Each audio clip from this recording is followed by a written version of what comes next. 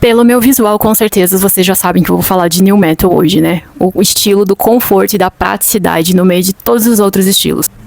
Eu sou a Sudolenga e você está aqui falando sobre o estilo Metalhead. Aqui é o nosso espaço onde a gente explora a moda e o peso do metal. Principalmente para as mulheres que cresceram no mosh, mas hoje dominam o mundo com uma estética mais madura, autêntica e cheia de história. Se o metal clássico lá, que eu trouxe nos outros vídeos, ele trouxe bastante couro, bastante coturno, aquela estética mais bruta e madura, hoje a gente vai trazer um estilo que é mais conforto, que é mais prático pro dia a dia. O New Metal, ele surgiu ali nas ruas, principalmente quando o digital estava começando a aparecer. Principalmente ali no final dos anos 90 e início dos anos 2000. A gente viu aquela mistura explosiva de música, que tinham as guitarras mais distorcidas, encontrando ali uma batida e o lado mais do hip hop, e principalmente algumas bandas começaram a se destacar ali nesse meio, né, como o Korn, o Linkin Park, o Limp Bizkit, que mudaram não só apenas o som nas rádios, né, como também a forma de se vestir, o estilo, principalmente de uma geração. O New Metal é aquele estilo que abraçou principalmente o DJ, o rap e aquela vibe das ruas. Aquele estilo visual mais perfeitinho, ele praticamente saiu de cena e foi abraçado ali o visual mais autêntico, descolado, de quem vive a cidade, anda de skate e que prefira roupas que ajudem nos movimentos. E musicalmente, essa quebra de barreiras trouxe referências que moldaram principalmente essa geração do New Metal, né? Como o Korn, que são os verdadeiros pais do estilo ali, que trouxeram um som bem marcante. O Limp Bizkit, que também trouxe a combinação ali do hip hop e o estilo do boné vermelho, as calças mais largas. O Linkin Park, que também tem um lado moderno e ao mesmo tempo o lado mais eletrônico. E um dos meus preferidos, o Deftones, que tem um lado mais artístico e até sensorial, né? Mostrando ali que o peso da música também pode ser mais profundo. É uma banda que eu sempre falo, que não é uma banda só que você escuta, é uma banda que você sente. É um estilo que, assim, é legal que você tem o peso ali, né, das músicas, mas visualmente você é livre, leve, você tem conforto e movimentos. É totalmente diferente de um estilo em que você tá preso na moldura de uma jaqueta de couro, sabe? O oversize faz muito parte desse estilo e de expressão de quem vive esse movimento do New Metal. E como usar essa referência de um New Metal sem cair no caricato, né? Nem tudo precisa ser exagerado, mas sim equilibrado, que é algo que eu sempre compartilho com vocês, né? Porque eu sei que vocês vão me perguntar, isso, mas como ter um guarda-roupa mais New Metal e não sei o que. São peças específicas que dá pra você incluir, como uma calça cargo ou a bag, que são aquelas mais larguinhas, cheias de bolso. Se a calça é mais soltinha, você pode usar uma blusa mais ajustada, né? Com poucos detalhes, ou uma blusinha de banda mesmo. Mas assim, nada tão exagerado, né? Eu sei que normalmente as meninas que me acompanham aqui gostam de um estilo mais rocker, mais sofisticado. Hoje eu vim bem New Metal nos mais 90, 2000, né? Porque eu falei, hoje o episódio eu vou pegar tudo que eu tenho de New Metal e colocar. O conjunto esportivo, né? Que foi basicamente ali abraçado pelo Jonathan Davis, do Korn, que deixou de ser apenas uma roupa de academia para também virar um item mais cult do movimento. E antes do New Metal usar essas marcas esportivas mais famosas, conhecidas, que era visto como comercial demais pelos metaleiros mais radicais, digamos assim, o New Metal acabou mudando isso, né? Então a Adidas e a Puma acabaram se tornando uniformes oficiais. Inclusive o Korn tem a música Adidas, que selou basicamente essa parceria com a marca. O modelo Puma Suede era, tipo, basicamente a febre da galera ali nos anos 90/2000 também. Dix, que também foi uma marca que o Deftones trabalhou muito e foi adotada principalmente pelo lado mais hardcore, a calça de sarja larga e resistente, também como as bermudas abaixo do joelho, o Deftones que eu falei no começo e também o Papa Roach, né, que sempre usaram muito essa pegada mais limpa, mas ao mesmo tempo pesada e durável. O Vans também é algo que teve uma conexão muito forte ali com o skate e o New Metal. A marca New Era, que eram uns bonés de aba reta, principalmente o vermelho, que o Fred Durst usava bastante, virou um símbolo do New Metal, né? Uma assinatura de estilo forte e que gerou basicamente uma comunidade bem fiel, porque se você vê todos os shows quando tem o Limp Bizkit, ou você sabe que o show é deles por causa da galera com boné vermelho. Se você vai no show do Korn, é específico a galera toda de Adidas. É muito forte essa assinatura visual que eles fizeram e os fãs também abraçaram bastante nos shows. Mas é muito louco, porque assim, eu vivi bastante essa fase do New Metal ali, dos anos final 90, começo 2000, 2010, e então assim, já fui nos shows. É algo muito louco, assim, de como a galera realmente se conecta com a banda através desses estilos, né? Através dessas roupas, dessas marcas. E você sabe que tá dentro de um movimento ali que não precisa falar nada, mas você olha, você sabe o que é aquilo ali. É um subgênero do metal que passou a abraçar abertamente essa cultura do consumo e das marcas, né? Transformando o que era uma roupa de ficar em casa, às vezes, ou de academia, em um símbolo de status, um uniforme, uma referência dentro do movimento. Claro que além das roupas, os acessórios também fazem parte desse estilo, principalmente as correntes de carteira, né, aquelas laterais, aquelas correntes com o estilo mais cadeado mesmo, que a gente sempre viu bastante no movimento mais do rock and roll, mas o New Metal abraçou mais essa causa, principalmente com os elos mais grossos, alargadores, piercings, principalmente vários, os de sobrancelha, nariz, boca aqui também, principalmente, eram os que mais tinham, principalmente ali no início, quando as bandas começaram a surgir, e até porque as bandas usavam, então os fãs também passaram a adotar esse visual dos piercing. Cabelos coloridos, dreads também fizeram parte, e ainda fazem parte também do estilo, né?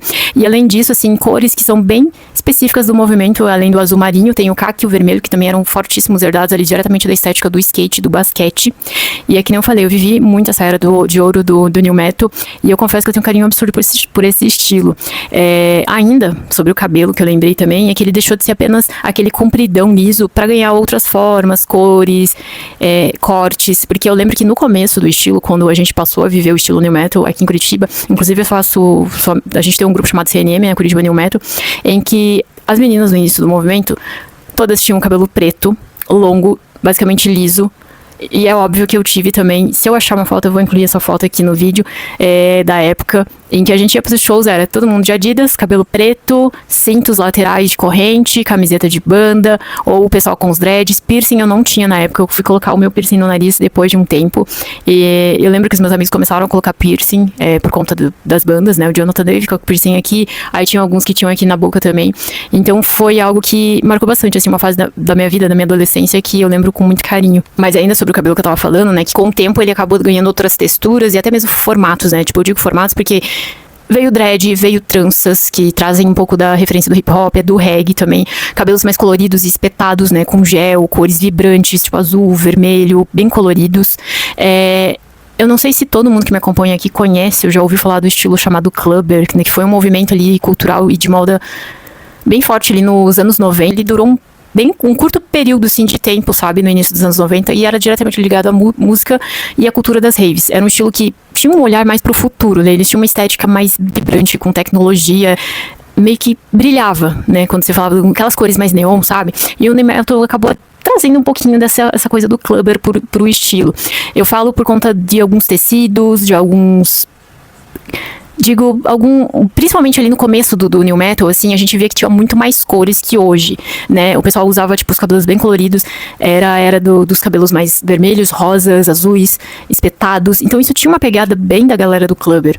E uma pessoa que pra mim, assim, a maior referência, que trabalhou bastante esse visual impactante de New Metal com clubber, é o Wes Borland, o guitarrista do Limp Bizkit, que ele pra mim é uma das maiores referências visuais nessa mistura do metal com o estilo mais clubber side.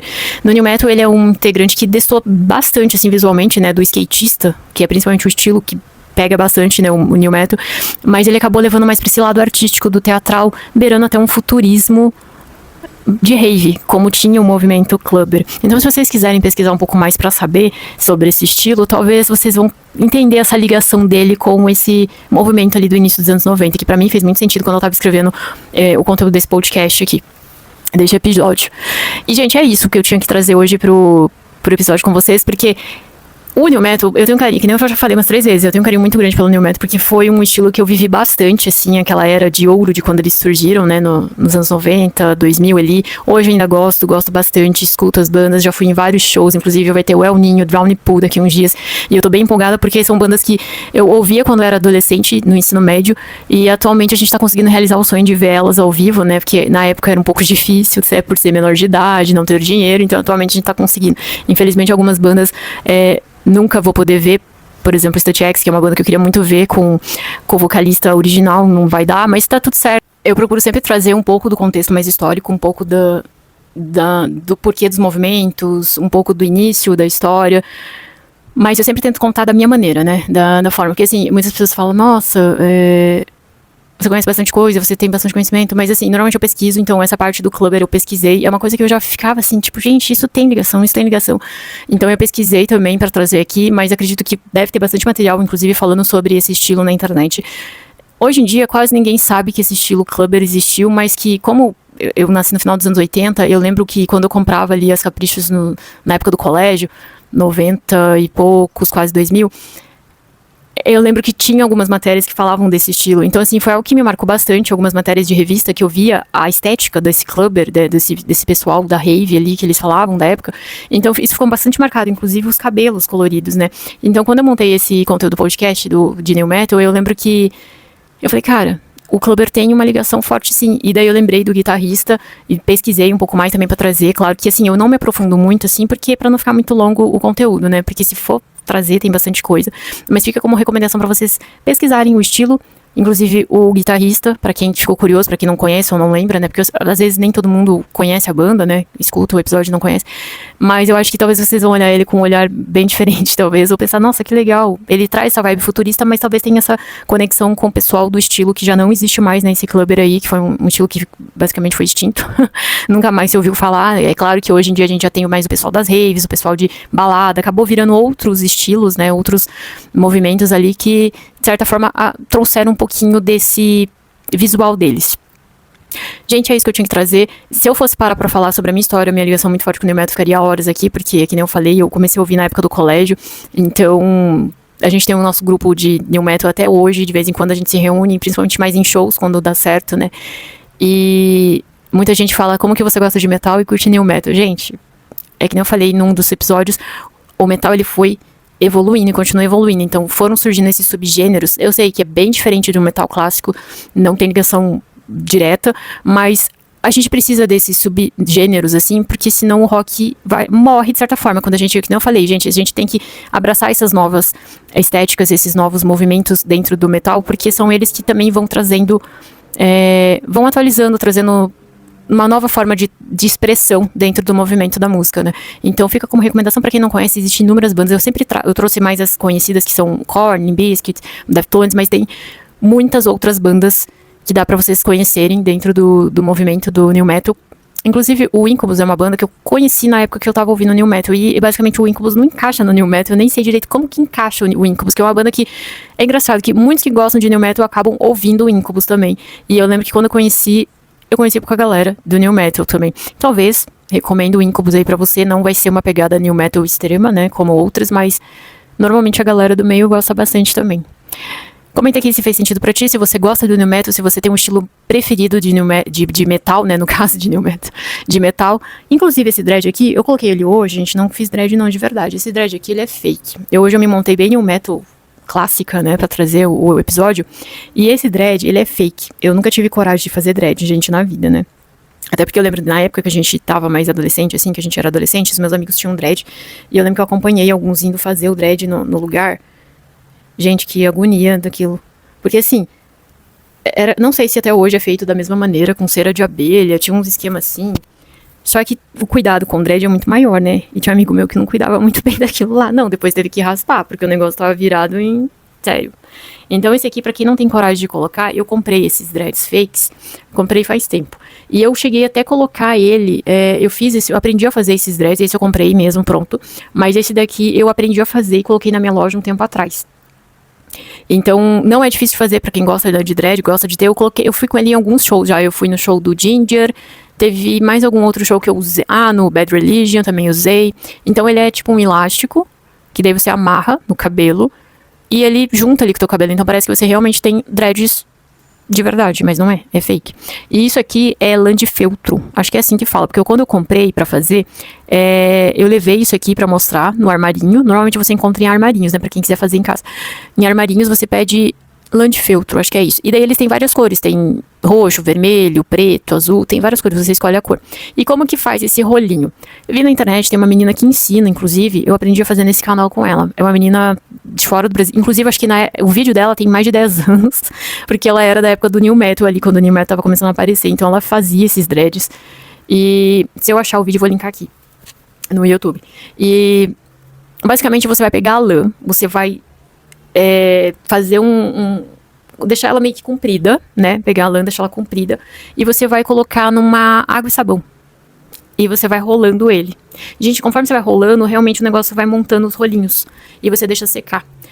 Basicamente foi isso. eu fiz. Porque eu não passei mais nada depois. Eu acho que quando eu fiz na época, eu passei talvez um sprayzinho só pra dar uma fixada. Mas eu olhei, isso aqui foi feito exatamente dessa maneira que eu tô falando, assim. Foi só feito o rolinho com água e sabão. Então não é difícil de fazer e tá inteiro até hoje.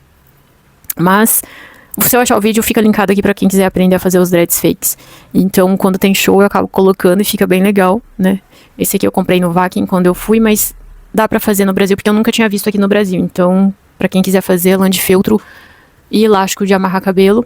E, inclusive, o próprio dread, ele é amarrado aqui, ó. Então, você junta em volta de um elástico, ele já fica pronto pra você poder usar. Beleza? Essa é a minha dica de hoje pra quem gosta de dread e tem medo de colocar. Gente, comenta aqui se fez sentido pra ti, se você gosta do estilo new metal. Vejo vocês no próximo episódio. Um beijo!